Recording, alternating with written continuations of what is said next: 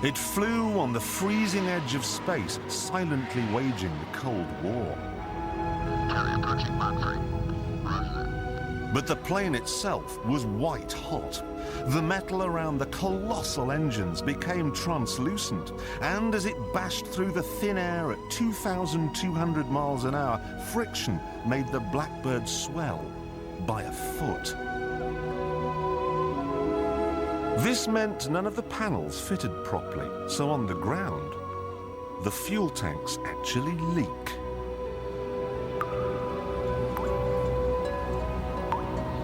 Okay, Hare Krishna. Welcome to the Bliss Podcast. I'm your host, Maitreya Rishi Dasa, and I'm here with a very special, honorable guest, the wonderful Nace Prabhu. Hare Krishna Prabhu. How are you doing? Hare Krishna. Prabhu. Thank you for having me.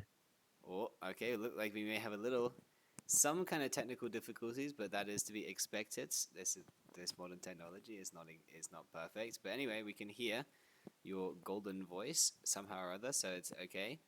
Maybe you can just speak a little, just say something a little longer, Prabhu, so I can test if it's going to work. Okay, Hare Krishna, Krishna Krishna, Hare Hare, Hare Rama, Rama Rama, Hare Hare. The best thing you could have said. Very nicely chosen. Select words. Okay, so that looks like it's fine. It's okay? Okay. Yeah. So, Prabhu, how are you doing? Oh, doing very nice. Just diving into these conspiracy holes. The rabbit hole. Right. Tumbling down. Tumbling down. Yeah, that's the precise description. Yeah, like feeling like Alice in Wonderland.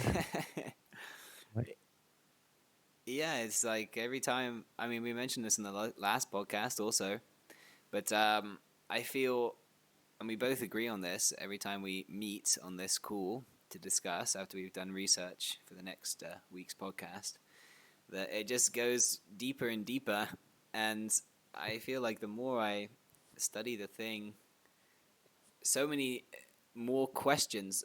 I get a lot of answers, but I also get a lot of questions pop up, and it's kind of like a continuous research. I realized that I really the podcast is not like a sufficient platform, I think, to really talk about this. I mean, we can, of course, like we can cover a lot of the essential points, but I actually got suggested earlier on today by His Grace Purujit Prabhu that I should start making some kind of book about this nonsense. Just about the moon landing. About the moon landing, of course, from how Srila Prabhupada, the founder of our movement, is smashing the moon hoaxes, but also how people who may be labeled as conspiracy theorists, how they have supported Srila Prabhupada's conclusion that we never went to the moon. And there are a good deal of quotes, I'd say at least a few quotes, where Srila Prabhupada actually says that if this moon landing is exposed and the scientists agree that they never went, they admit that they never went. Yeah, I have this quote here, I'll show you. But I have so many quotes, it might just take me a second. Well, I recently saved it. Okay, here we go. And okay, yeah, here's one. I don't think I have all of them. Srila Prabhupada here says, and simply, if we can expose that they never went to the moon planet, their life will be finished. He's referring to the scientists here. Yeah, amazing, right? I also have one like this. Oh, okay. Prabhupada says, if they simply follow strictly this moon expedition and they admit they have not gone, then the whole civilization will change. That's the exact one I was actually about to pull up. Thank you, Prabhu. That's very nice. Yes. The whole. Just see how. Yes, Prabhu. Yeah. Just see, how strong, such strong words. Such strong words. Yeah, because Prabhupada knows that these scientists are basically they're like the glue that holds people's atheistic worldview together. The scientists are like false Brahmins guiding the society to hell. Yes. Right. Yeah. And they're if they've cheated about this thing, that means they will cheat about everything. You know, Mhm. so so many things are going on now. I just was reading some kind of article. I didn't read the article. I saw it flashed by on my news that they've now linked up with this SpaceX. You know this SpaceX program, Prabhu? This Elon Husk. Yeah, yeah, this fakery. Yeah. So Elon Husk. They were saying it was a. They were saying it's a independent project, you know. But we can see that what level of independence they have. They are now funded and linking up with NASA. Snimam. Okay. Oh, Yeah, wow. they're meant to be independent, you know, and that would prove, oh, if there are other people going to the moon, then. But no, they're working with Snimam. NASA. Ka? Ja, sådär. Mm. Here we have some rare Slovenian happenings going on. Are you with us, Prabhu? Okay, maybe. I'm sorry for I thought I was muted, but I It's actually okay. unmuted. It's okay. I was wondering if you weren't working with the CIA there for a second and I don't collaborating know. with them in the background. Like, telling me, yeah, just say yes. It's he'll incriminate himself.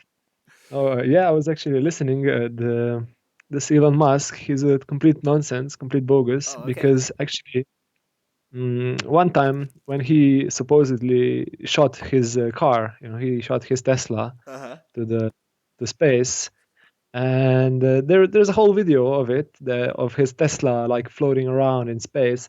But then the people they got suspicious because it looks very photoshopped, and then they asked him, Elon, why does this look like it's photoshopped?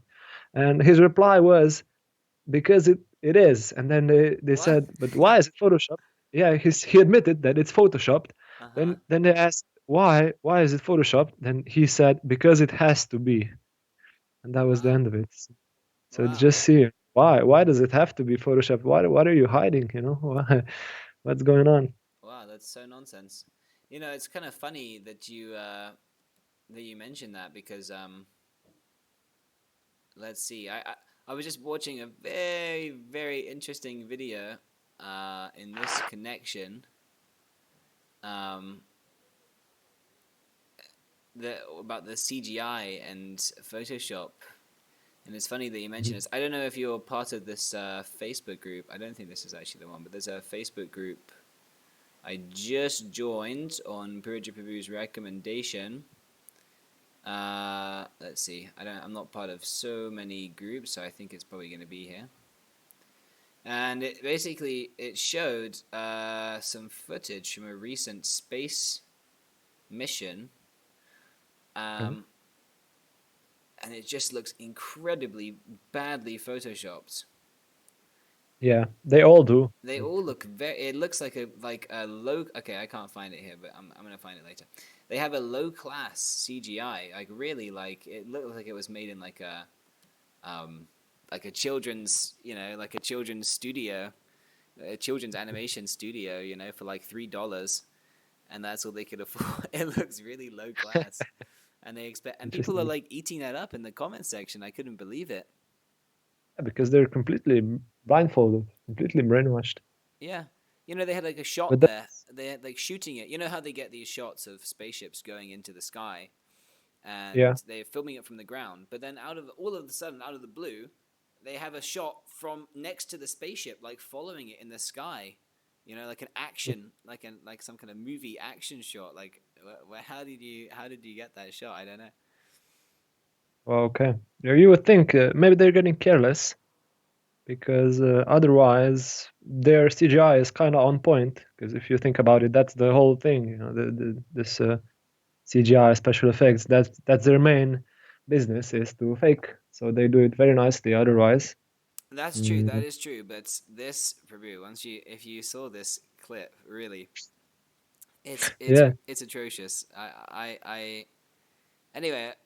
I, I can't find it here. Oh, here we go. Okay, Purujit here. He sent it to me. It's Oh, Jai. called NASA Lies, and I'm gonna show you this video. And we're gonna spend years on this podcast because we haven't even covered the first video that I just showed. But okay, let's see. Okay, alright. Uh-huh. Okay. Uh-huh, now we're getting close. I know we're here. This is the land, the rover. Very bad. See, this is the thing with the podcast. Sometimes, you just get into a spontaneous discussion, and then you can't account for everything that you can't find everything that you necessarily wanted to find. Maybe it's been taken off now. Very bad. Very bad, very bad. Okay, well, I'm gonna ask Prabhu when he comes back where he found that video. Okay, that's where the perseverance. Here it is. Howdy ball. Okay. Here, I'm gonna send you Prabhu. Well, I don't know if it's possible to send you. How can I share with you this video? Share it with you on personal messenger, huh? Where is the video from? It's on Facebook. I've sent you the video here. Boop. Just see this. Okay. How the podcast viewers and listeners. If you're a listener, this is very unfortunate because you can't see anything that we're talking about. That's one dynamic of this new podcast style that I didn't really consider. That people who are listening only, they might not be able to really fully appreciate what we're doing now. But I'm going to try and accommodate. Did you get the link, Prabhu? Yeah, I'm watching it right now. Okay. So let's watch together. But just before we do, if you're listening to Cameron County, about Texas, to watch a video of some CGI nonsense from SpaceX. So I'm sorry if you are just listening, but if you're watching now on our new video format, then perhaps this will be a good treat for you. And let us now jump into it. kilometers on its test flight from Boca Chica in Cameron County, Texas. This looks kind of real, right? I don't know, there's smoke to me. This is possible. They have the lighting down nicely here. That's possible, right? So, now, let's skip a little forward into the this. Okay, now, it goes on. Yeah, okay, you get the idea. Now, I think it's about to happen here. At which minute did you skip? Coming up on I'm T plus skipping 4 now minutes. onto- We're okay, at 10 3 kilometers. minutes We've gone into and the hover. 20 We're still seconds. being powered by the single Raptor engine. I think it's roughly here when you start switching the shot. Yeah. 3 minutes, 32 seconds. They're gonna pop it off. Pop off this jet. And I don't exactly know how they expect us to do this. First, where does this camera shot come from? Wow, from above the. Like what? What are they filming this from? This is crazy. And it's going faster. It's going faster than the ship itself. Okay, now this is not the worst, but it gets a little worse. T plus 4 minutes and 40 seconds. Starship has transitioned. It's flipped to the horizontal mode, beginning the till you see descent when the back to engines the come on. landing zone. This is really unusual. Okay, let's see what the engines are coming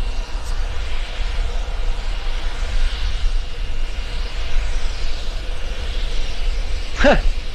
Did the engines come on for you? Yeah, Okay, I'm just about to get that then. I had to skip ahead because I got an ad. Okay. That's. Let's see. Engines. We're down below 2, landing pad in Boca Chica. The flip sequence. Oh, yes. To begin the flip sequence will culminate At with 5 minutes, landing 20 on the seconds. landing pad in Boca Chica. Here we go. Yeah, and actually people in the comments they're saying, I started to believe until the flip looked animated, and the other person, the landing looked so fake. Yeah, what is this? Who is filming this?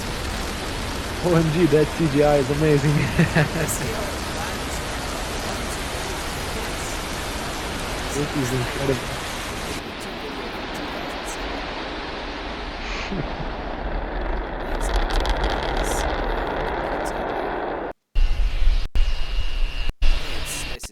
I'm sorry. to Flipping a say, beautiful test flight of appalling. Starship 10. Appalling. appalling fakery there. Okay. So now we've introduced with a little comedy from SpaceX. You know, you'd think with the modern technology and all the funding they're stealing from people, taxpayer money and private funding and so on, they'd be able to afford at least a little better animation, considering that's all, you know, they're not putting any money into rockets exactly. Yeah, but you know, it's COVID, so-called COVID time, so they have to cut corners. Right. Yeah, so, okay, so you got a little deviated there. And it's not really a deviation because it just goes to show that they still are not going to go anywhere, even with all the so-called advancement and even with so many companies working on it, modern technology. They still can't go there. They're still faking it, and even I would say it's even less believable than the original moon landing footage. Yeah. So anyway, this clip I showed at the beginning, just to give it a little context, why I showed this clip of the Lockheed SR-71 Blackbird spy plane. If you noted what Jeremy Clarkson here, he says that this plane is going at... Face silently waging the Cold Okay, let's hear it War. again. Carry approaching Mach 3. Mach 3. But the plane itself was white hot. White. The metal No, okay, it's going at Mach 3. Now, Mach 3 is about 2,100 miles per around hour. the colossal engines became translucent, and as it bashed through the thin air at 2,200 miles Okay, 2,200 miles per hour. Okay? This jet, if you just look at its construction, it's a very modern jet. I can't remember exactly when it was made, maybe during the late 90s, kind of 2000s, early 2000s. It's very high-class construction, you know? And this is a real jet. It does actually exist in real life. It's not CGI. But it's going 2,100 miles per hour with very nice construction, so on and so forth, modern technology. And it's getting white hot. And so hot, as Jeremy Clarkson mentioned, that the framework of the plane is actually, the panels that make up the plane are bending, they're warping, and it's extending the plane to 1 foot larger than its original size. So much so that the gas tanks are leaking because they've been exposed. And the nuts and the bolts and the panels that make up the gas tanks are all, warping because of the speed. Now that's 2,200 miles per hour. Okay? Now, if you do a little research, I came across something very interesting. How fast do they say the Apollo 11 lunar module was when it was returning to Earth, or the spaceship when it was returning to Earth? What is this? Wants to get into Apollo into orbit, then again to propel the spacecraft away from the Earth toward the moon at a speed of 25,000 miles per hour. What? 25,000 miles? Prabhu, does this sound okay to you? Oh yeah, completely. You just have to get in a tinfoil can. Yeah. And just you have to just go through it. There's no other way. You have to pray to Krishna that will work. Look at this thing, man. This is a piece of junk. It's even in this picture, it's falling apart. Like, Yeah, it looks like you could just peel it off. You could just peel the layers. Yeah. That's just really sad. And just to put it in perspective, like 25,000 miles per hour, that's actually like 11 kilometers per second. Like, I don't know how many miles per second that is, but just imagine going 10 kilometers or 10 miles per second. Just imagine. It's actually almost incomprehensible. Like, Yeah. what even is the speed of light? Like, I'm sure it's a lot faster than that, but I mean, that's really, really fast. 25,000 miles per hour. almost like it's almost at the 10% of the speed of light, as they tell us that is the speed of light, but it's actually Mach 33. Mach 33. The approximately 30 times the speed of sound. 33 that's the times speed the of speed of light. sound. The speed of light is Mach 33. No. The exit velocity of 25,000 miles per hour Just is see. Mach 33. 33 times the speed of sound. So Oh. that's Mach 33 is 11 times faster Mach speed than the Yeah. Blackbird's FR-71 stealth jet. And just look at this thing. It's like a paper mache. It's like a child's school project. And you're telling me this went 25,000 miles per hour? And the other crazy thing is, even crazier, is that they say that this was the return speed also, because the Apollo mission only took 8 days. So it went there, in however many days. Let's say half and half to give them a chance. So it basically came back at the same speed after rotating around the moon at a slower speed, right? Because they had to drop off the lunar module. It wasn't going around the moon at 25,000 miles per hour, surely. It was just, Yeah, probably not. probably not, Because right? they had to reconnect. I don't think they want us to believe they were able to reconnect 25,000 miles per hour. Yeah, the only person who could believe such a thing is if someone just took like a tab of LSD or something, before they told him that story. Then maybe, you'd be crazy enough to believe that it's possible to dock at 25,000 miles per hour. So from, let's assume, a very low speed, enough for them to dock safely back on the lunar module, back to the, how do you say, the spaceship, I'm just going to say for convenience sake. 25,000 from nothing to again 25,000 miles per hour with very little fuel. Mhm. These people are insane. It's just insanity. They're blatantly making fun of us. Actually, they're making fun of people that believe. And they're just like saying, just look at what we got away with. Right. They're like they rubbing it in. They're almost like rubbing it into people's faces. Yeah.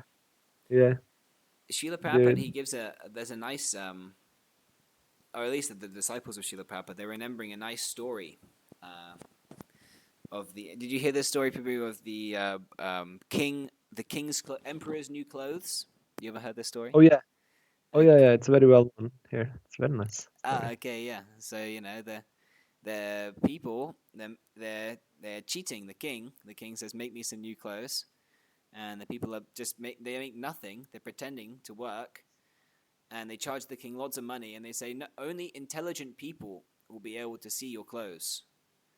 So the king, he goes out into the street with no clothes because they didn't make anything. He goes out into the street naked, and no one says anything because they don't want to be called a fool. Yeah, actually, even worse, the people that are saying, "Oh, your clothes, they're so nice.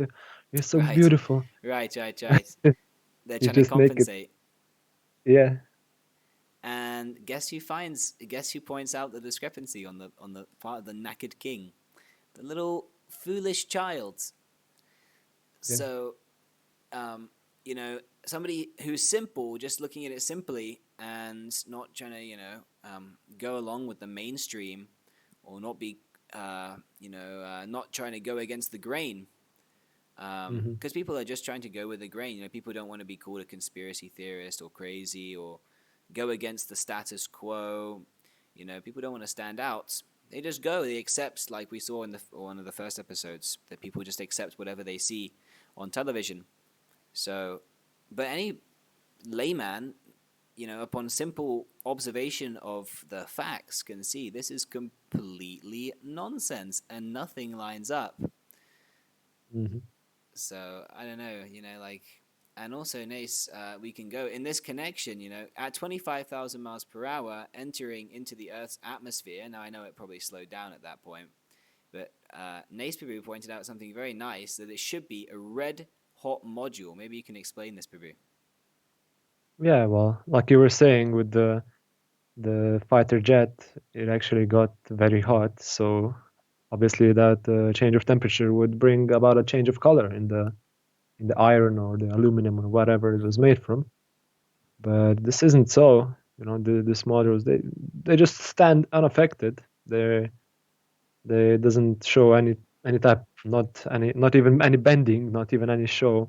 But even more of a giveaway is this, like, just if anyone is doing any cooking, like, you can know what happens if you put a hot pan into water to wash it. It just steams a lot. Right. But you can actually watch, and we will show these splashdowns, so-called splashdowns videos of these landers, these modules. None of these videos, they have the steam, not even one. So when the module hits the water, there is not even a drop of steam that gets released. So you would think that if it comes in at 25,000 miles and just actually, I think we had the data of how hot it actually got, but I don't think we have any, I think, like this anymore. But it was very, very hot when it came in. But They gave that's data. They gave data like that they said how hot it was when it entered into the atmosphere. yeah, yeah. Wow. Let me try to just a second. Okay, Prabhu, while you're finding that data, let's watch this video you sent me of the splashdown. Yes. So this is supposedly the Apollo module coming down from coming out of the cloud with a little plane there, with a little plane flying in the background. No one noticed that plane flying above the lunar module. No one batted an eye at that. So there it is, supposedly coming down from the moon at 25,000 miles per hour. Okay, and as Prabhu just explained, right, if you have a steaming hot pan, if you have a red hot pan, even at kitchen temperatures, it should make a lot of steam when it hits the water. Let's see what it does when it hits the cold water of the ocean. The red hot module. Okay, it's meant, well, it came in at 25,000 miles per hour. Prabhu just found that's what the temperature was. Okay, and there's a splash. Where's the steam? I don't see any steam. There was a splash. That was all. Yeah. That's interesting, right? Yeah, I have the temperature. It says when the Apollo 11 flight crew returned from the historic moon expedition, their command module pierced the Earth's atmosphere traveling at 36,000 feet per second and became engulfed in a fireball burning at 5,000 degrees Fahrenheit. So 5,000 degrees Fahrenheit, that's around, degrees Fahrenheit. that's like 2,600 Celsius. So you would expect a little bit of steam. Yeah, You maybe would not. a little Yeah. something. Yeah, like a cloud or just something, but no. They want us to believe that it completely cooled down or something. They're saying, oh yeah, it had these dispersal, like heat dispersal, whatever, heat blocking or something. But come on, that's complete nonsense. Yeah, I mean, like it's like a thick, or at least a partially thick metal capsule. 5,000 Yeah. degrees. I mean, it would have to be cooling down really, really quickly for it to not make any steam at all when it hit the ocean. I mean, of course, I mean they can say so many things, but it's kind of like, it's just, if this was the only thing that we had to say, about the moon landings, why we think it's bogus, then okay, it's very weak evidence from one point of view. If it wasn't collected with literally hundreds of other points of evidence as to why this is all bogus, and from that point of view, it's just yet another indicator, yet another piece of evidence actually, that something is very wrong with all these landings, all this so-called moon landing stories, because it's kind of like, of course, someone can give you like a plot, and then this is kind of how like conspiracy theorists, how they paint conspiracy theorists, that they have a story, and then they can connect the dots between various incidents and how do you say? Yeah, the conspiracy. You have like different incidents, different pieces of so-called evidence, whatever, and then they connect the dots and they stretch the truth, or they stretch the idea, and they kind of fill in the gaps so as to make a theory, and then it seems convincing without actually having so much substance. But the difference here is that practically every single aspect of the moon landings is completely fishy. Yeah, it's a great point, Prabhu. So I don't know. This was a very nice find, Peru. I have Yeah, I to. also Yes, Peru. so just found the re-entry time was around 6 minutes.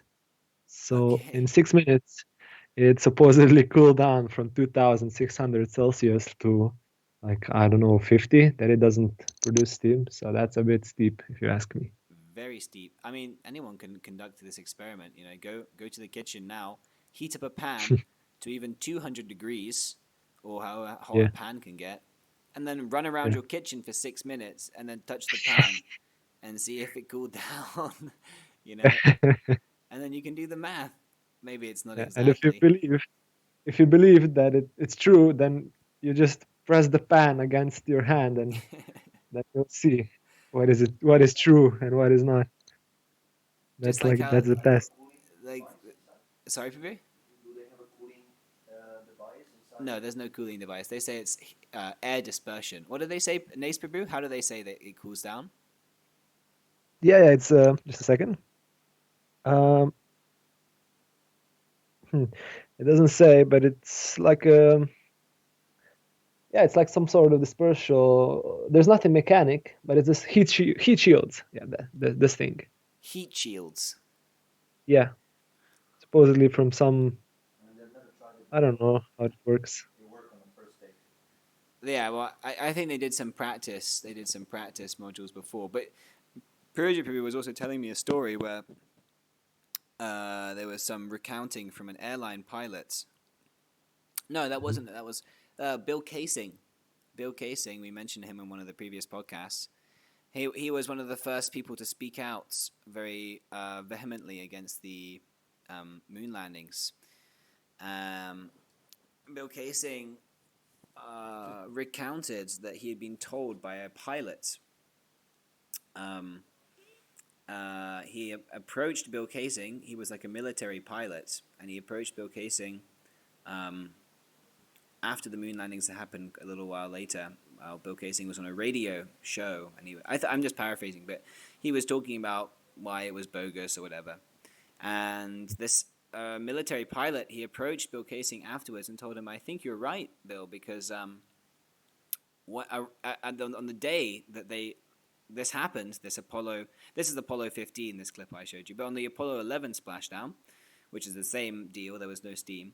The Apollo 11 splashdown day, that military pilot was flying, and he saw another plane, cargo plane, drop a module, Mhm. and the parachutes came out of the module um, on the day that there was the splashdown, and he didn't connect the dots at the time, but then he realized later on that, oh, this was actually the moon landings. Now, of course, that's like eyewitness and second-hand accounts and whatever. We don't know exactly the source. It could have been, but it's just interesting if Yeah. it is true. So this was a very good point, Prabhu. At this point, I'd say that a random pilot is more trustworthy than anything that NASA says or does. So Oh, I certainly, would certainly. go with the pilot. Or is that Prabhu? I would go with the pilot's side on this one. I think I would go with pretty much anyone's side apart from NASA and anything. You know who I would rather believe? You know who's that? Who's That is that? Prabhupada. Yes, and Obvious. that is exactly what this podcast was meant to be about, but we have gone off in so many different ways. Thank you for bringing it back, Prabhu, keeping our focus on Srila Prabhupada. So, and this talk about temperature, I think this nicely branches into our Mhm. first point from Srila Prabhupada, Now, I'm just going to bring up the quote here. I have many, many quotes because Srila Prabhupada very adamantly was pushing that it's not possible to go to the moon planet, and is still pushing all the time. So now we are continuing that push. Srila Prabhupada says here, just like we are studying the moon, so many scientists were engaged to study the moon. Every day we read something about moon. Now, this quote, I can't exactly remember what date it's from, but in the Bhagavata, we see that the moon is a very cold planet. Okay, this is confirmed in the Srimad Bhagavatam. It is cold. I don't think the scientists were exactly studying Srimad Bhagavatam to get their information, but... And the people there drink somarasa. And the other day I was just reading in the paper, the temperature is 200 degrees less than zero. Just you can imagine how cold it is. So how we can go there? Cannot go to Canada because when it is below 0 degree, you are so unhappy. And it is, if we accept the statement of the scientists, it is 200 degrees below zero. So how you can go there? At once you will die. Immediately. Okay, so... yeah, this is just like a common sense, basically. You know, I was researching what is the coldest temperature that man has ever survived in, and it's negative 70 degrees Fahrenheit. So NASA says the moon is negative 250 degrees Fahrenheit. Insane. Just see the difference. And if you don't believe me, here is the Air and Space Museum website. And here you can see clearly they say the suit protects astronauts against micrometeoroids in temperatures ranging from negative 250 degrees Fahrenheit to 230 degrees plus Fahrenheit. Okay, so I don't know if we do it. What do you think? Do you think it'll be very comfortable at the very least living at negative 250 degrees Fahrenheit? There's no way, Prabhu. No way. Have such a span of range, to have such a range of temperature in just one suit. There's no way. Right. You would either burn up or freeze because there's no other way. What about if you're like in the middle, if it's zero, and the suit it's somehow trying to heat you up, and you will burn to death, or I don't know. It's weird, and it's like there's no way. You'd have to have such advanced technology. Yeah. I even at that point, I don't know how you would do it. Yeah, it's just complete nonsense because even if you try to heat up your room or something like a small room, you need so much technology Right. to like keep it warm, even in minus 10 degrees Celsius. But this minus 250. Are you insane? That's wow. Yeah, that's a very nice point. I mean, you can't see my screen, Prabhu, but if there's a screen where they're showing down a cross section of the spacesuit, and you can see into the backpack, which is supposedly I think where they put the batteries to power the cooling. They don't actually mention any heating system there, which is another thing. The suit doesn't heat itself. It's just insulatory, but Interesting. Just consider how much power it takes to, for example, like you said, air condition your room. Let's do it on the flip side. If it's hot, if it's a hot summer, and you want to make your room cool enough, it requires so much power, air conditioning. And are you telling me that some people were living on the moon, for example, on Apollo 17? Apollo, right? 17 was the last one that went up. I don't know. They were living. Yeah, they were living. Eugene Green was one of the last astronauts that went up, and he was living on the moon for 75 hours.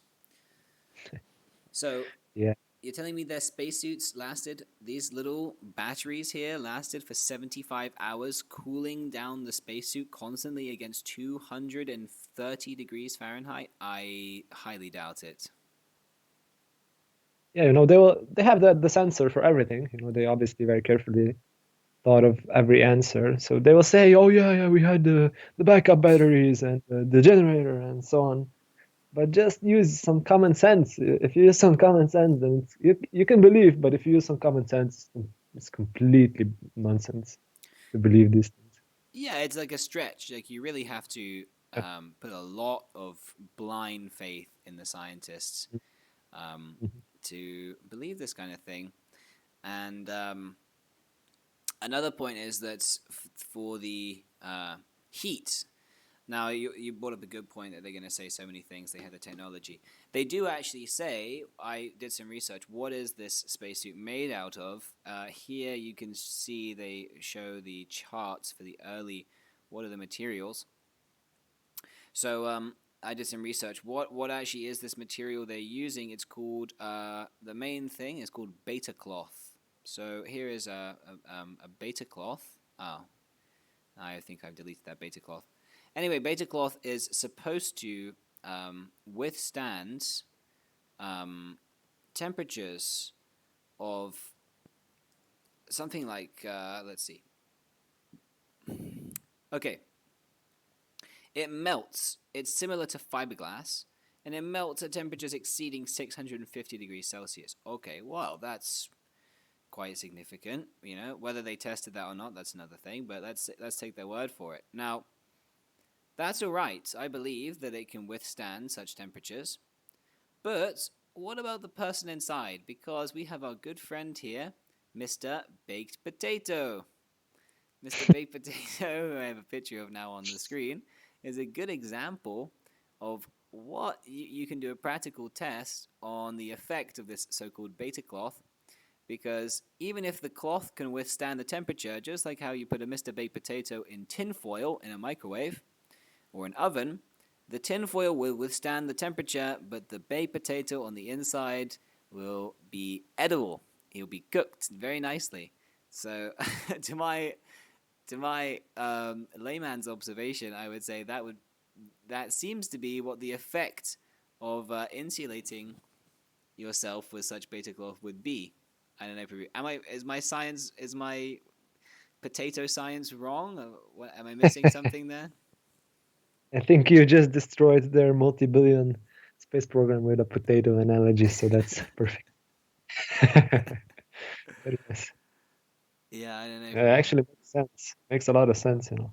It may resist, withhold, but your body will not. Right. Yeah, that means I Yes. mean, the material has nothing really to do with the um, um, person inside. Yeah, exactly. It's not fully, it's not dispersing it. It's not. It's probably still going through. Yeah, I mean What? the wording they use is if you just look here, if you just look at the word beta cloth. Sorry, the landlord is a very loud man.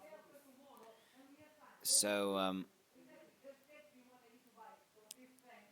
sorry, I think it's not going to be too loud. But the yes. Hello. Oh, actually, it'd be very convenient for me if I could stay here. Is that possible? Yeah, just tell them I will go. I told you you don't need to come with me because look, you're not in the way you do your thing. There we go. I'm Some waiting. interruptions. Just tell me where to go. Tell the guy. Yeah. Somebody's gonna come and pick it up. Give me the postcode and the address. Yeah. Give me the phone number so I can call and I will go and pick it up and bring it here. All Lovely. right? Thank you It's so easy. You don't much. need to pay nothing, but just tell me so I can do my schedule and I will go and come back this 30 minutes, half hour, doesn't matter. But just talk with them. So I will send somebody to collect. Give me the number from the guy. Give me the postcode. I will go pick it up with my nephew. You don't need to come. Lovely. Thank you so much. You don't need to find me.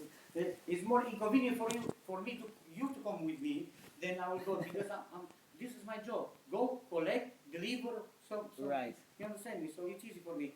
Just work with them. I will pay them. If you can give me the money, I can. If you have it, if you know, I can give them. It's not a problem. Just do so easy. If you have the money cash, You can give it to me, I will go there, pay them, bring it back. For me, the transportation and this is free. You don't need to pay for me nothing. Wow, amazing. Thank No, you. no, it's not. Well, maybe. It is, though. You're doing this all for free. You have Out of- offended Florian. I'm sorry. Listen. Out of the goodness of your Listen. heart, I'm just surprised. Listen, Uh-huh. your heart for what you're doing and how you are, this is the payment for me. Because I'm trying to be better. You understand? Wow. Okay. So it's gonna cost me 40 minutes of my time. Actually, the cost is gonna be 2 or 3 pounds maximum, and maybe I will not find a parking space here. That's it. Is gonna be only inconvenient for me. How I can charge you for what? Because I lose 40 minutes. I can say no. I can say no. I cannot do it. You understand me? If I say to you yes, then you don't need to pay me, because when I say yes, I know I'm going to lose 40 minutes, and I know I'm going to leave something. It doesn't matter. But in the end, somebody, doesn't matter if I'm Krishna, is God, it doesn't matter. Somebody success. Do good things is going to come back to you, my brother. Karma. You understand me? Don't charge nobody if you don't pay nothing. Because if you charge, at one point you're going to pay double, triple. Hmm. Because you like 20 pounds or 5 pounds or 10 pounds for other people who work for their money and they don't have. You're not fucking. You're a millionaire. If you're a millionaire, then I will charge you. If you're not a millionaire, then Not exactly. I work for my money too, my brother. I don't care about how much money. I know you're not a millionaire. I would say You it's understand me? obvious, yeah. So you don't need to thank me. This is a real thing. Maybe one day I'm gonna ask you something what is not gonna cost you money. Just remember, do good things to all the people. It doesn't matter if they don't do good things back. That's a You good don't philosophy. do good things to expect something good back. Mm. Most of the time you're gonna be shed back. But you do good things because otherwise all the people are gonna go mad. You understand me? Yeah. Do good things and they're gonna learn. Like me, like other people, it doesn't matter. So money is not everything, my friend. You're not putting me to go 1 hour. Very good. Thank you so much. You That's have the wonderful. I want to say mentality of a thank you monk. again. No, I have the mentality of the winner because I didn't have nothing. Yeah, well, that's a monk. Monk is nothing. But he has a And good if heart. I'm losing everything, I'm not afraid. Look at me. I have 2 hands, 2 legs, 1 head. I'm more than happy. Other people, children go 20 miles for a mug of water. Right, They don't have to, they die for food. right. So we have problems. Really, we have problems. So we complain 40 minutes go to take something what is for you, and I said yes, no. We don't have problems. We just we like to no. Spoiled. Hmm. Spoiled. I'm the same. I'm the same. Trust me.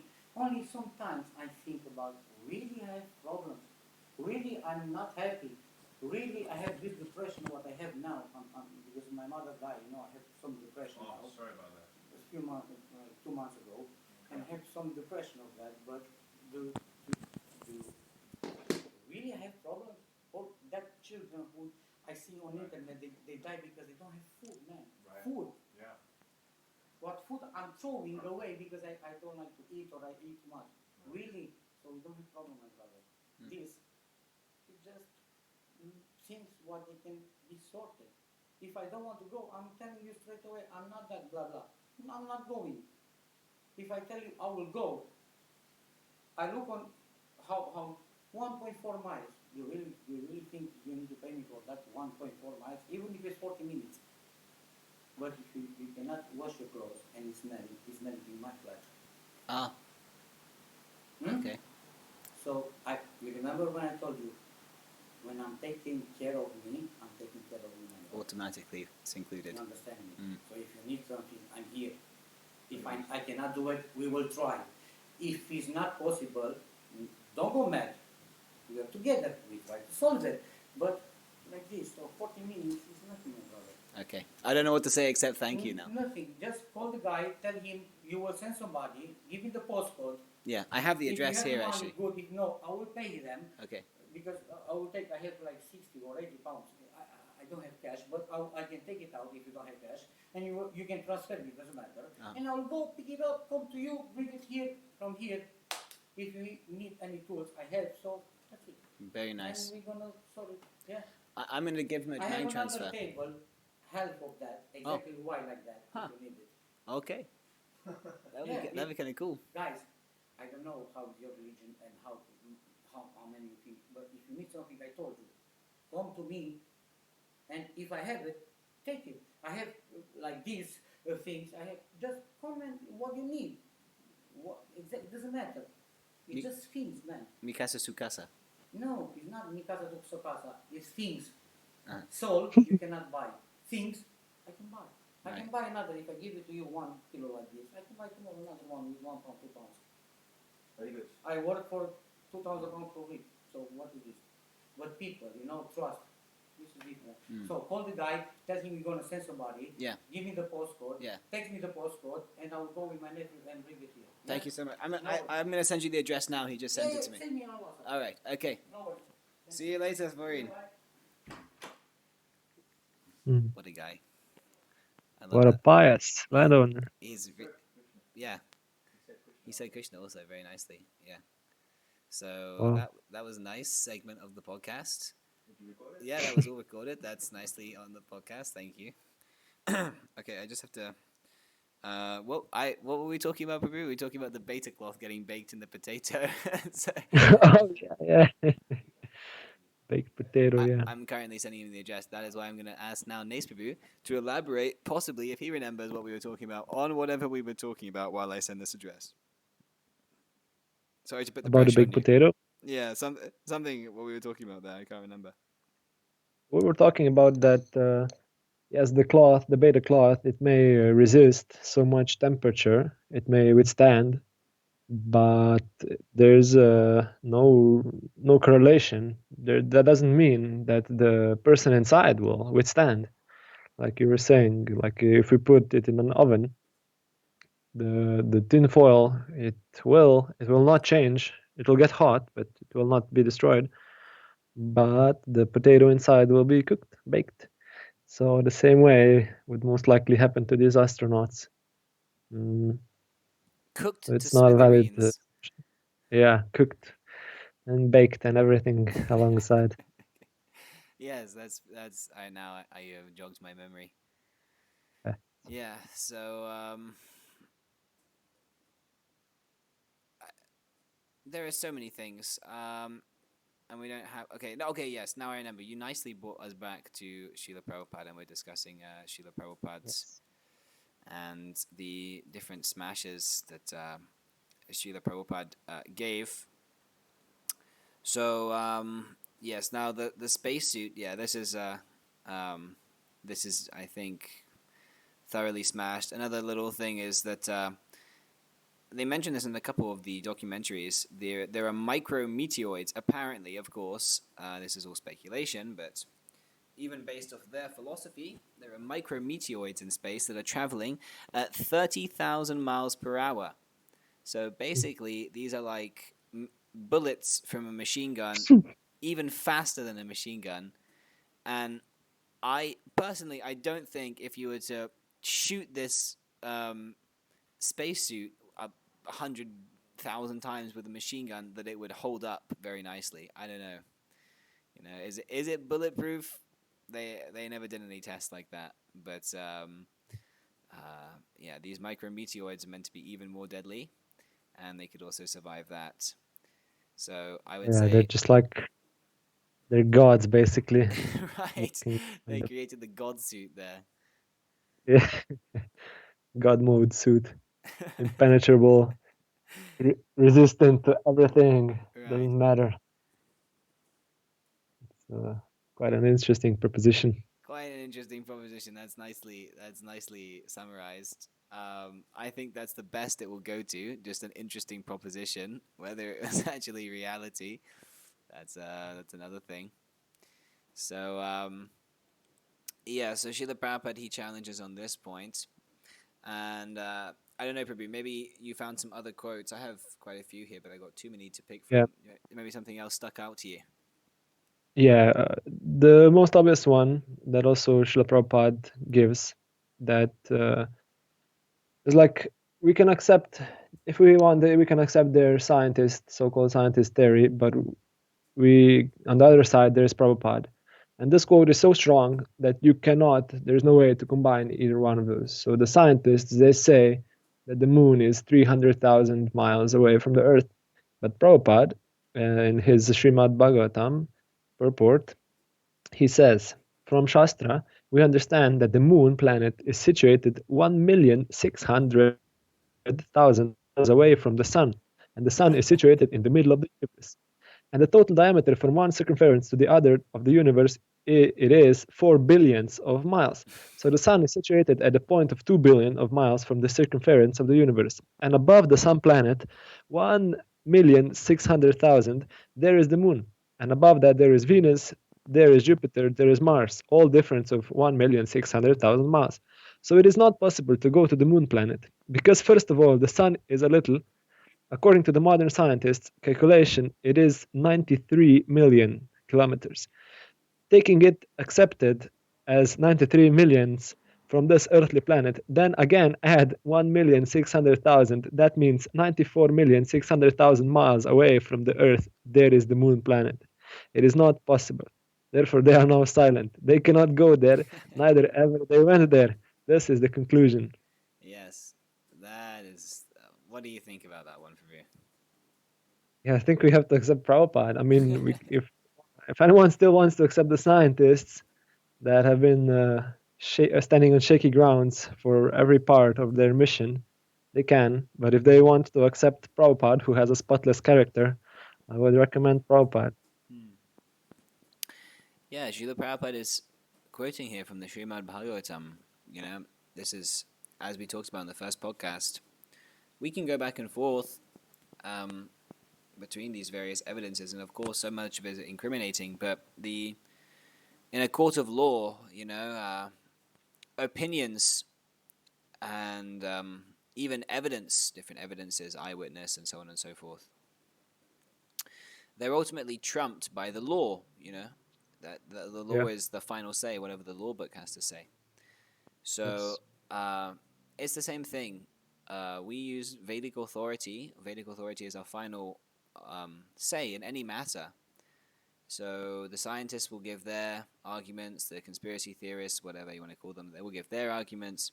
But whatever the Srimad Bhagavatam says, then we, and also the person Bhagavata, the representative, the pure representative of God himself, Krishna himself, whatever they say, that is our method, and that is the most reliable method, because at least, even theoretically, we are pushing forwards, not pushing forward, how do you say? We are speaking from the platform of perfection, and no one else can claim this, even theoretically. You might not believe it, that's another thing, but at least no one else can even say, hypothetically, that they can speak from a perfect platform. So we accept Vedic literature as above all mundane defects, the propensities to make mistakes, be illusioned, cheat others, and have imperfect senses. These are all the things that plague ordinary human beings and any conditioned soul living in a material body and a material mind. These four imperfections, they make it impossible to ascertain knowledge perfectly. So this is the conclusion. Nobody went to the moon except the so-called astronauts. So-called going to the moon. So we haven't gone there, and people who say we've gone there, they haven't gone there. So neither of us can really say authoritatively, and we can't accept what the astronauts say as perfect truth, because they also may have made a mistake. They could have been illusion, so on and so forth. So ultimately, we have to rely on a higher authority, and the Bhagavatam gives this very nice measurement that Nays Prabhu was just giving that it is 2 billion what is that? 2,001,600,000 miles away. 93 million miles. 93 million miles. So Yeah. this is just, I mean, just try to understand. And they went there in 8 Yeah. days. So what is this? Yeah. Back. Yeah. That's we could actually calculate how many miles per second that would be, but that's the number would be a bit too high, even for the most insane believer of the moon landing. It would be a bit too high, So even for those who believe that we went there at 25,000 miles per hour. exactly. So we just have to basically there's nothing, but we have to accept the version, the conclusion of Srimad Bhagavatam, Yes. because not only is it perfect, it was actually the Vedic knowledge. It comes from the one who not only goes to the moon, who actually created the moon and the universe. You know, Right. it comes directly from Krishna. Hmm. So it must be perfect. You cut out a little But bit there, Prabhu. Where exactly does it come from? it comes from the one who actually created the moon and even went and so on. It comes from Krishna. Jai. So it must be perfect. But if people still believe that somehow, let's say, okay, somehow they went, they traveled this 93 million kilometers, and there is another purport that I would like to read, Oh, yes, if please. you're okay. Okay, so Prabhupada writes in Srimad Bhagavatam purport. Although Rahu attempts to attack both the sun and the moon, Rahu is from Vedic knowledge. Rahu is like the. Can you describe this, Prabhu? I think you'd better describe it than me. What is Rahu? As well, to my limited understanding, the Rahu planet is a pastime in the Krishna Lila. It's from Krishna Lila, Rahu? Rahu is, no, maybe it's not, Mohini Murti Lila. Well, different, that's a long story. But anyway, a particular incarnation of Lord Krishna, the feminine incarnation, Mohini Murti, she chopped off the head of a demon. And believe it or not, you don't have to believe this, but we accept it as Vedic truth. The head of that demon is called Rahu. The demon is called Rahu, and his head is floating around. The story is that the demon was anyone who took a drop of nectar from Mohini Murti's pot of nectar, he would become immortal. And the demon, he got a drop of that nectar, and then immediately afterwards his head was cut off. So his head remained immortal, but it was decapitated from his body, and now it is floating around in space. And it's that is actually what causes eclipses of the moon, as Prabhu is probably going to read. So of course it may seem fairy tale like, but this is not we don't go based off the imperfect senses to ascertain what actually is beyond our sense perception or our limited means of ascertaining knowledge. So believe it or not, man, that's what we got. Thank you, Prabhu. Yeah, but even if you don't believe it, it's now you can see it's more. It even sounds more real than this whole moon landing stuff. So yes. So okay, continuing with the purport. Although Rahu attempts to attack both the sun and the moon, they are protected by Lord Vishnu. Being very afraid of Lord Vishnu's chakra, weapon, Rahu cannot stay in front of the sun or moon for more than a muhurta, 48 minutes. The phenomenon that occurs when Rahu blocks the light of the sun or moon is called an eclipse. The attempt of the scientists of this earth to go to the moon is as demoniac as Rahu's attack.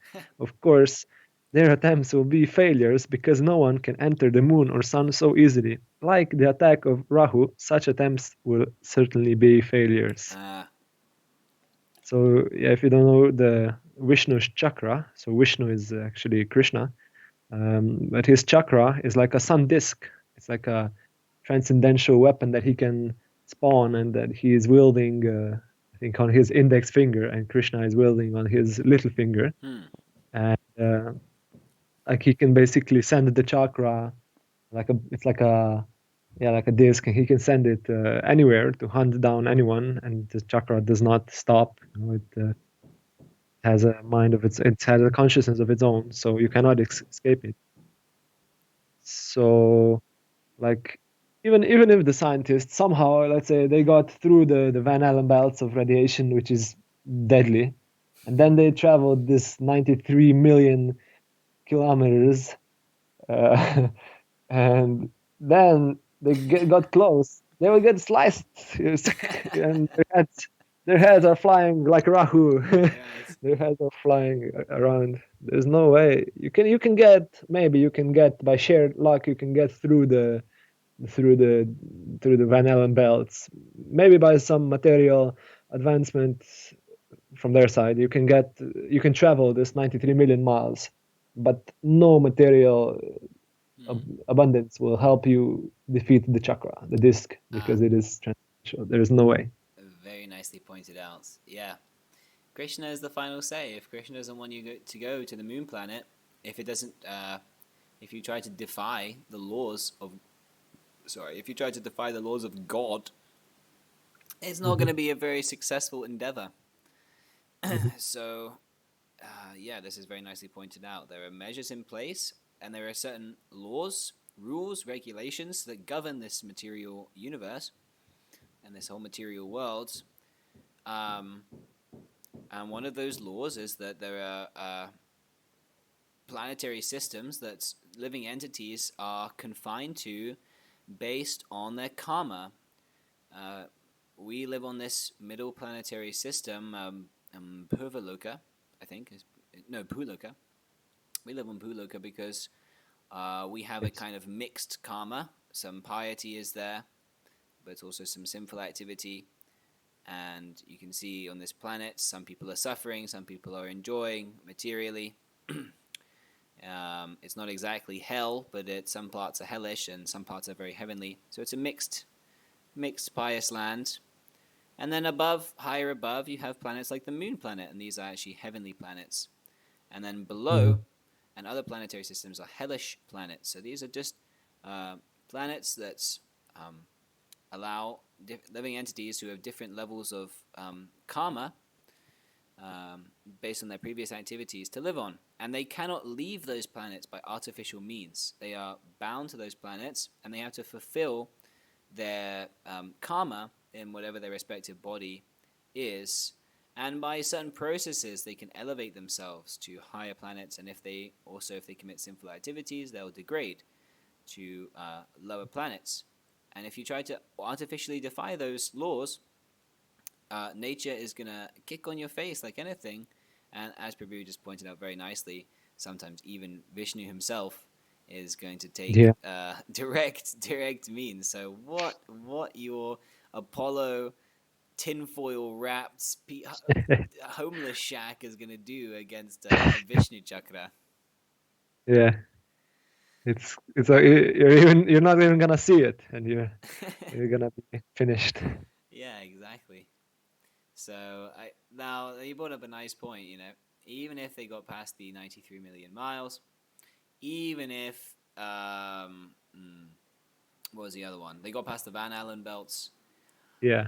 Now that all sounds quite crazy, but it's kind of interesting that Srila Prabhupada, despite these very incriminating, or very damning evidences from the Vedic literatures, especially this Vishnu chakra. I mean, that's really like a nail in the coffin. Yeah.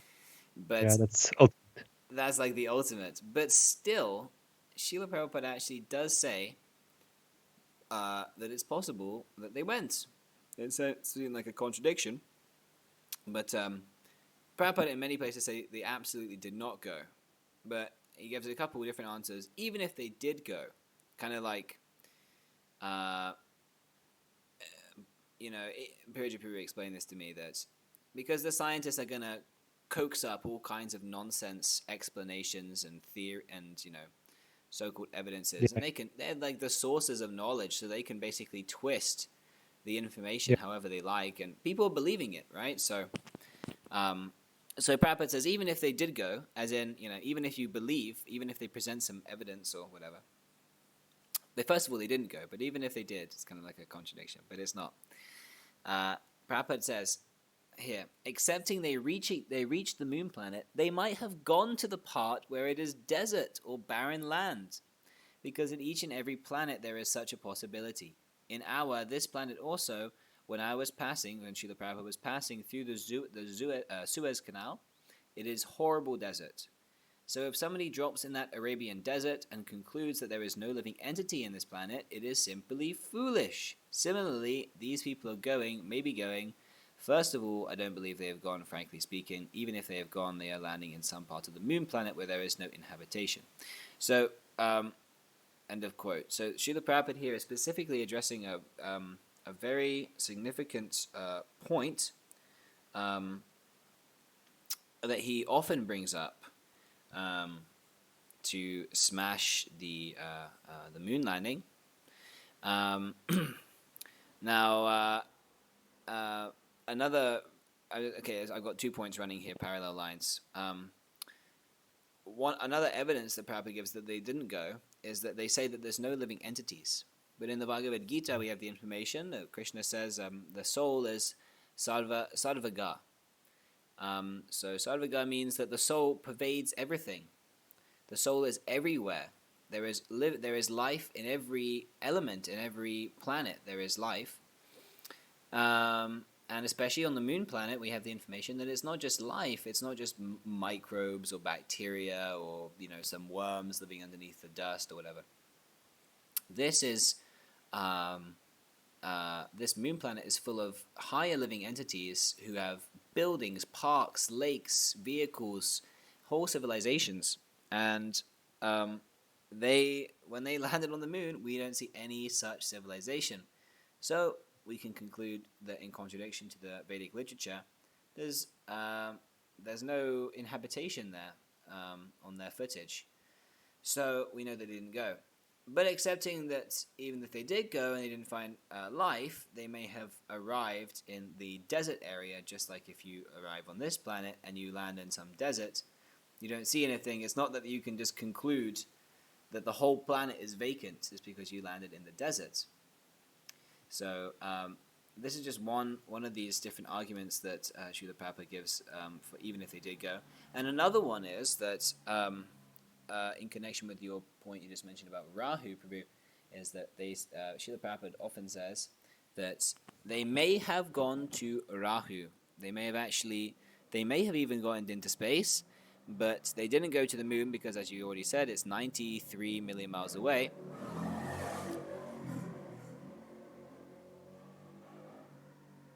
And so they wouldn't have gone to the moon, but maybe they landed on Rahu.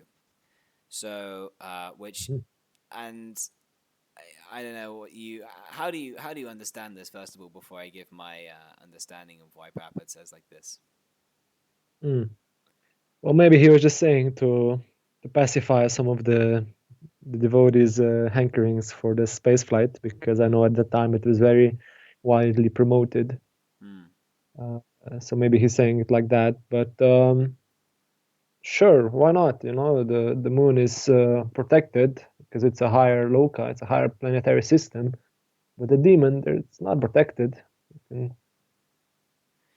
There's no benefit of going to the demon because they're, so Krishna allows. So maybe it would be possible to go by material means. Yes. Just like I think, if I'm correct, if I'm wrong, please correct me. But I think that like from the higher planetary systems, like the demigods, they can come down. They can go to lower planetary systems, but up we cannot go. Yes. So maybe it's the same way here. Maybe it's the same here. We can go because the demon is in hierarchy. He is lower than the earth, but upper we cannot go. Okay, that's an interesting answer that you give. To address the first part of what you said, it's interesting because in a conversation, Harikesh, or one of the disciples of Srila Prabhupada, asks Prabhupada, are we saying they went to Rahu just to placate them or just to pacify the scientists? And Prabhupada actually says no. Okay. Now, it's interesting because Prabhupada in many, many places says they didn't go at all. It was simply done in a laboratory. They didn't even go to space. Okay?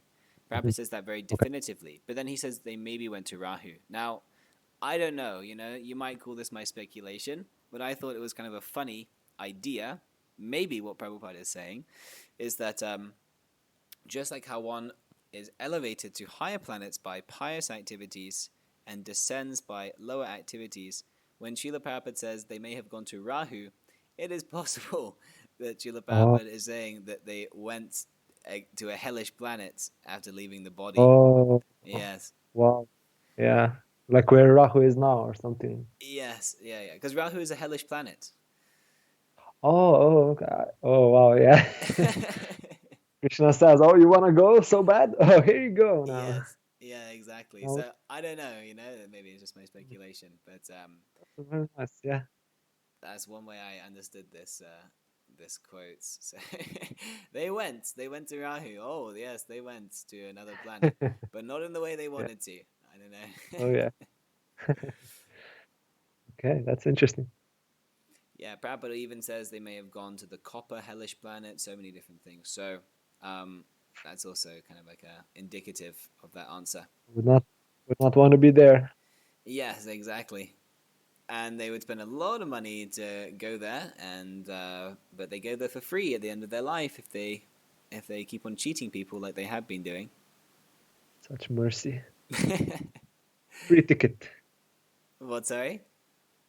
That was a free ticket. Free ticket? Yeah, exactly.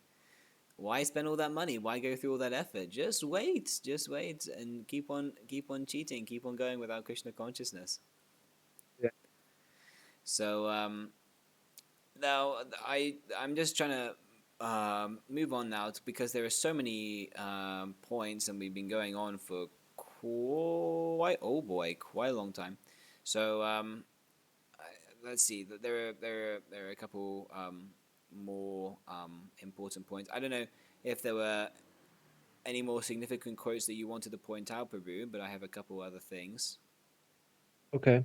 Yeah, you go ahead. I was just thinking about, this quote with the reporter, where Okay. Prabhupada, like he summarizes it so nicely. Okay. Please go ahead, Prabhu. Okay. Well, this reporter, he's asking Prabhupada, so if the space program, um, if it lands successfully, do you think this accomplishment would hurt the Krishna movement in the United States? Mm. Because it would contradict Vedic knowledge. And Prabhupada replies, why? First thing is, even they are successful, according to our principle, it is simply waste of time. Hmm. Because we are not concerned even with the moon planet. We are trying to go to the planet of Krishna, from where nobody returns back to this wretched condition of life. So the wretched condition of life is as good in moon planet as it is in this earth planet. And do you know what is the wretched condition of life? Yes, the birth, death, old age, and disease. This is the wretched condition of life. So you cannot avoid this wretched condition of life in the moon planet also. There is birth, death, old age, and disease. But where we are trying to go by Krishna consciousness, there is no birth, death, old age, and disease. So even there are people are successful to go to the moon planet. What connection we have got there? We are not at all concerned with any planet where there is birth, death, and old age and disease, even in the highest planet of this universe. Yes. That Jai Prabhu. Jai Prabhupada. That's the conclusion, Like, why are you even trying to go there? Why are you trying to go to this moon planet? And Yeah, ultimately we are all trying to get free of these. They say, oh yes, this is for some our advancement, so that people in the future will be able to live better, more free, and so on. Because this is natural soul's propensity to actually try to be free and try to live eternally in its natural state. But they do not know that this can only be accomplished living in Krishna Loka, in Goloka Vrindavan, not on some moon planet. You will all also die there. yeah, so it's practically completely pointless. Don't waste Yeah. time. Don't try to go to other planets, and certainly don't try to go to Mars. Oh, Don't waste your oh, that's time. another. That's Oh another yeah, thing. Mars. Phew. Yeah, I was just reading a very funny. I was just reading a very funny quote actually that Prabhupada.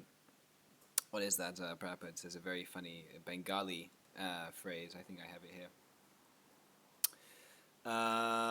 Let's see.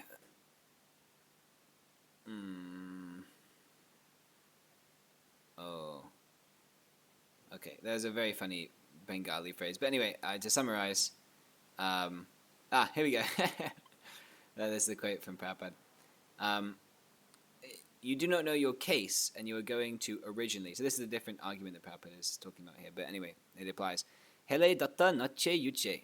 You know this philosophy? Hele. There was some water. There was some water snake. They have no poison.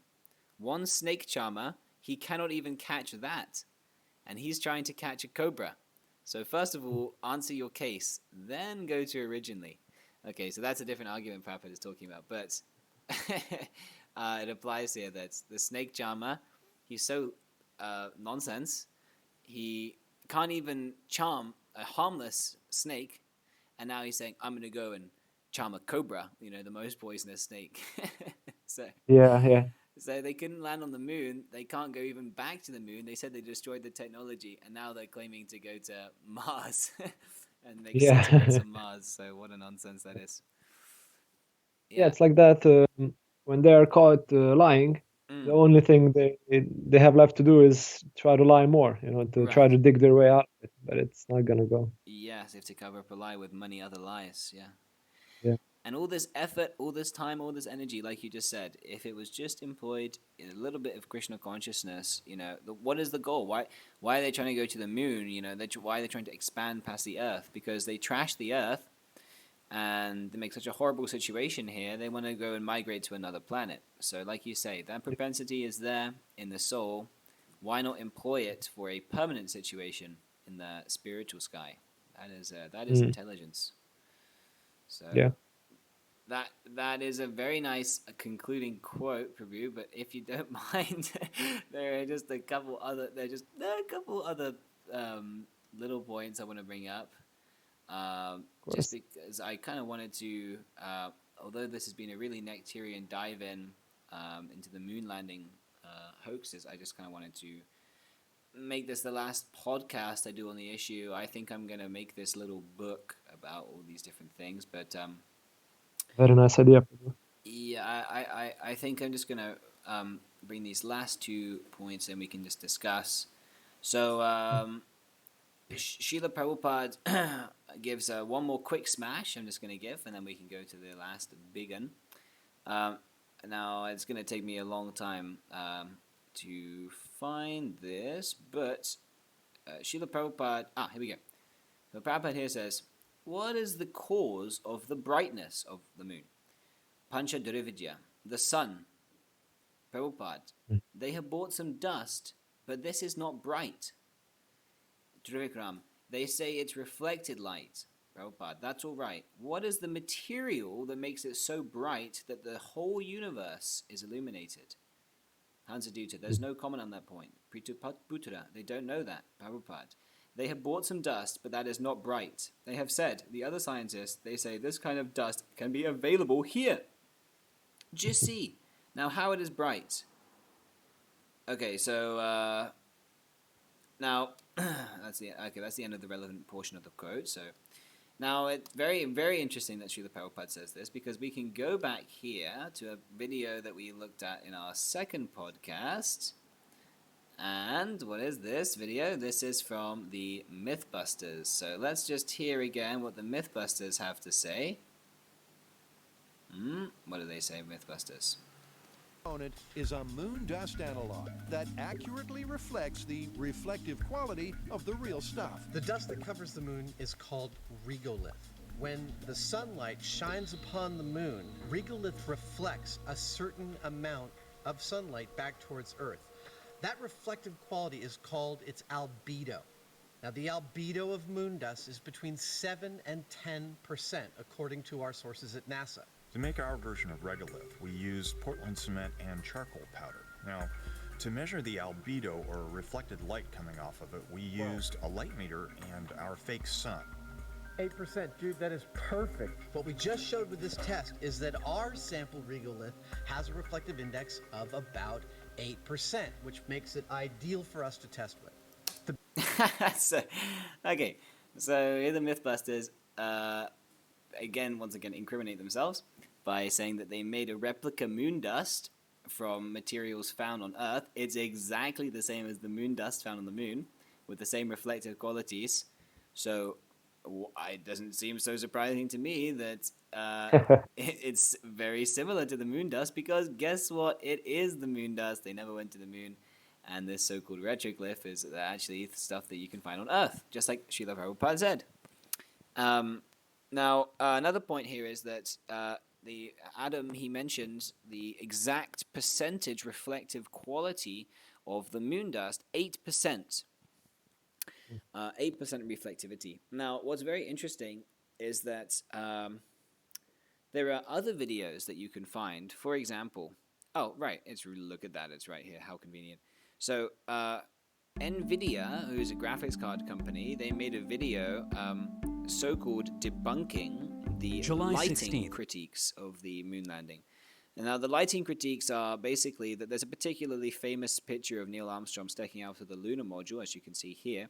And according to this model, as you can see, if the sun is right here, off the screen, and shining directly onto the front of the lunar module, then there should just be a direct shadow, and you shouldn't be able to see Neil or any of the lunar module. But in the pictures of the landing site, you can actually see very clearly.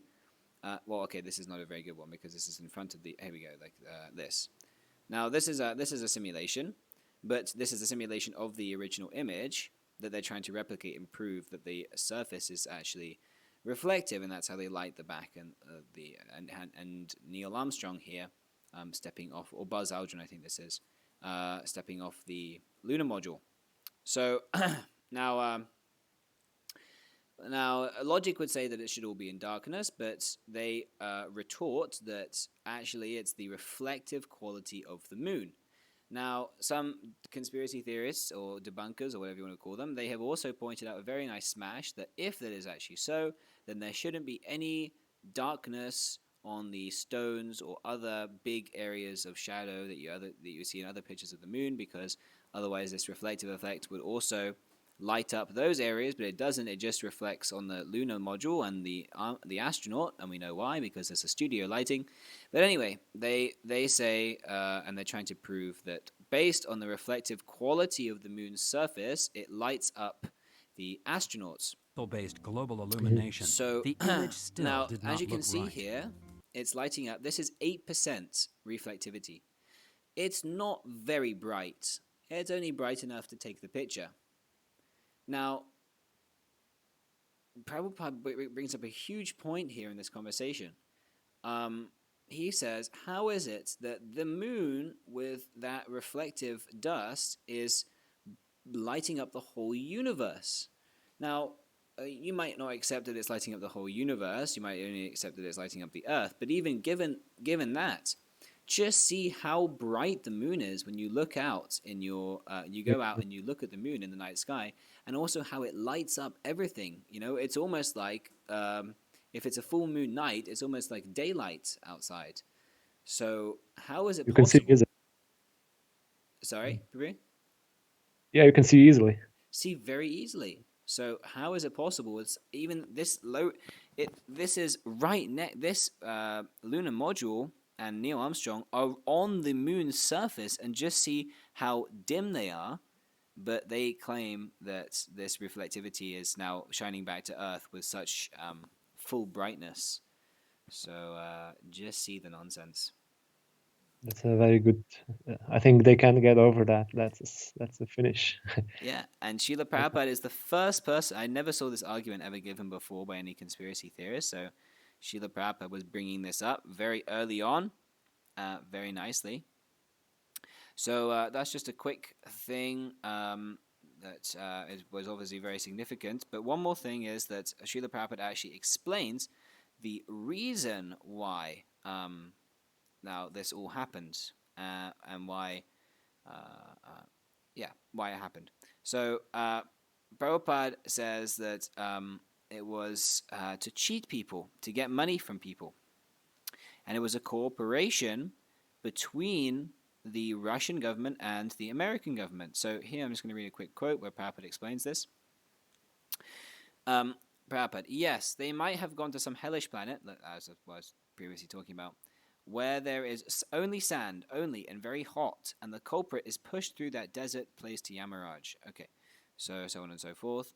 Now, okay, the Russian scientist and the American scientist joined on the platform. Don't expose me, I don't expose you. You have to do your business, and same, I have to do my business. Let us support one another.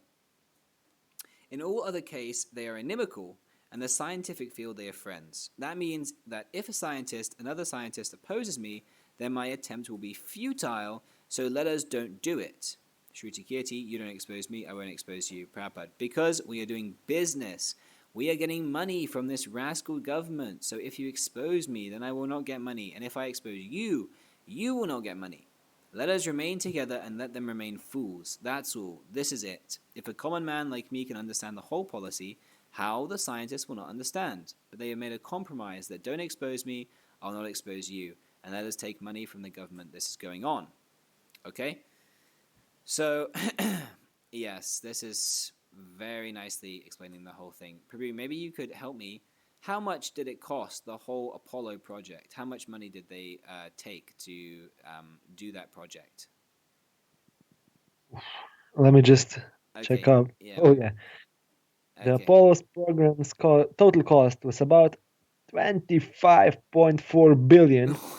But that was back then. Yes. But about 125 billion in today's dollars. Oh my goodness. God. So Wow.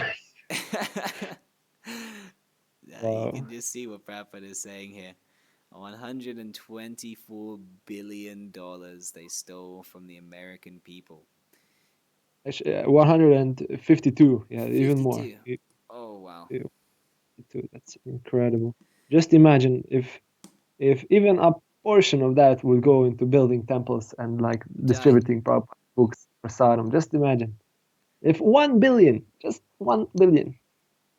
Just one small, even less, even like a 0.001% of that went into building. We would be able to like take over the whole world with Krishna consciousness. These Exactly. rascals. So Incredible. yeah, you know, Prabhupada explains this point so nicely that they're cheating, and if they expose the other people that they're cheating, then they also didn't get money, right? So it's like a mutual cheating. Everyone wants to get some material benefit, because people are disagreeing. You know, well, how is the international cooperation? How came so many countries are going up into space, and you know, how is the science unified on this point? But it's very simple to understand. The science is paid off. They want money from that. They want to exploit people, and it doesn't change from country to country that people are conditioned souls, and they greedy and they want money. So you know, and as we pointed out, anyone who spoke out against it, they were killed. So it's quite clear that this is actually the case. And there's a very interesting footage here. The stage for a I'm quick put domino. It on mute. But you'll see from this footage that this is actually the Russian projects. This is what happened to the Russians when they tried to do moon projects. They tried to go up to the moon. All of their rockets, after they sent Yugrin up into space, they all exploded. All of their Soviet N-1 rockets that they tried to go to the moon with, they all exploded. They invested millions of Russian, whatever the currency is, into this. What, sorry? Ruble. They invested millions of ruble into this project. You can see this humongous Saturn N1 rocket, and it crashed, and it caused one of the biggest non-nuclear explosions, actually the biggest non-nuclear explosion in history. And you can see here it's a rather gigantic fire cloud. So this was the Russian project, and it collapsed. The whole thing went wrong. So they couldn't go to the moon, and they were in a cooperation with the Americans. The Americans didn't expose their failures, that they couldn't go, And because they both realized that they couldn't make it to the moon, they could barely even go to space, but they still wanted the money, and there were so many failures on both sides. They both kept quiet about this inability to go, and they sucked out. I mean, I don't even know how much the Russians sucked out from their people, but collectively, these scientists profited from this collaborative cheating. And so herein, Srila Prabhupada explains, and it's backed up by the history also, that it was just simply a mutual cheating society that gave this big illusion that we apparently went to the moon. So I don't know, Prabhu, if you were aware of this communistic history. I am not so expert to speak on the history of the Cold War and all this, but yeah, I don't know if you have any thoughts about that. Well, me neither, but I can say for certain that there is definitely like an organized effort to lie to the people, to cheat the people of the world.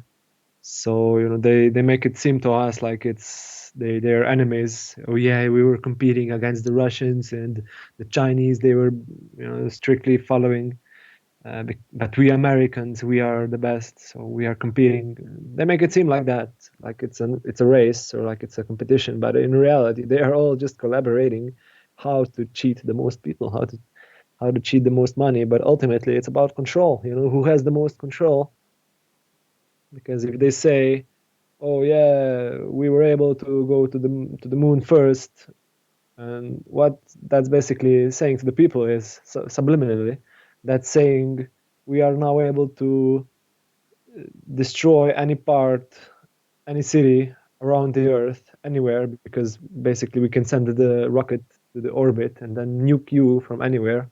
Basically, that's what they're implying. I mean, they're not saying it, but if you think logically, that's what they're saying. They're saying that if they can go like the 300,000 miles, then they are also able to destroy any city or anyone that disagrees with them, just like they have done. Yeah, it's basically just flexing their supremacy, and exercising the lording it over propensity of the spirit soul that we all have. Yeah. So I think we've been going on now for a little while about the moon landings. And to be perfectly frank with everyone listening or watching, there's actually a tremendous amount more that could be said on this subject.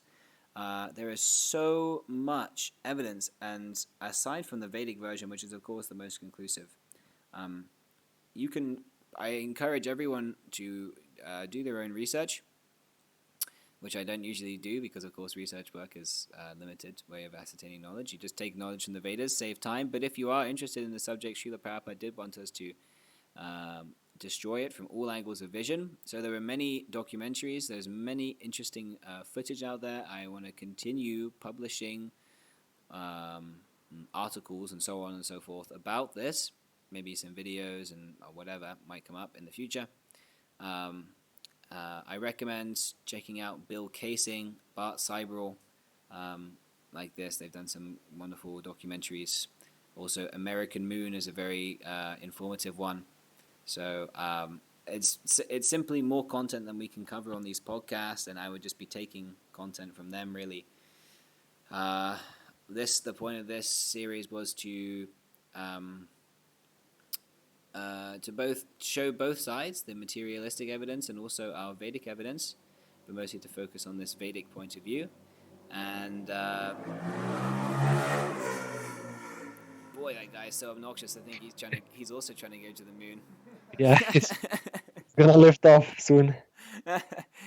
Yeah, so he's not going anywhere except Rahu. Yeah, I was just thinking that.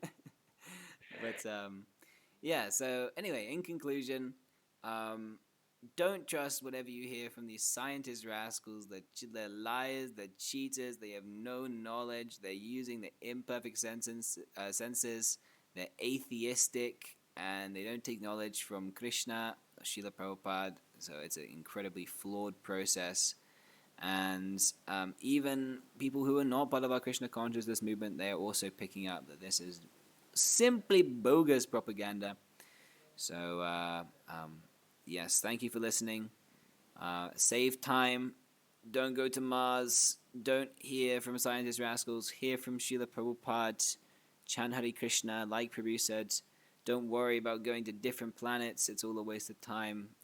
Try to go to Krishna Loka, the eternal spiritual world, by this practice of Krishna consciousness.